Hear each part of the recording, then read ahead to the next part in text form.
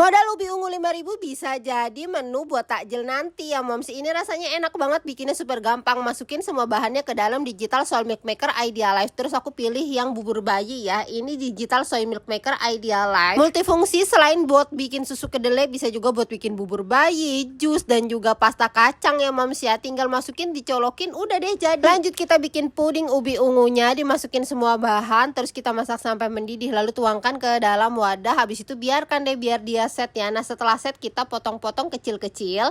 Habis itu kita siapkan wadah, kita masukkan dulu pasta ubi ungu yang udah kita bikin. Habis itu kita masukkan jelinya. Kalau mau ditambahin nata de coco sama sagu juga boleh ya. Terus kita tuangkan deh ya milk cheese-nya. Asli sih ini enak banget rasanya ya moms ya. Modalnya murah meriah tapi bikin lagi bisa banget buat ide jualan. Satu cupnya bisa kalian jual 10 ribuan ya, auto cuan sih ya moms. Atau kalau mau dijual 7 ribuan juga bisa banget. Yuk cobain bikin juga all cookware aku beli di Idealize.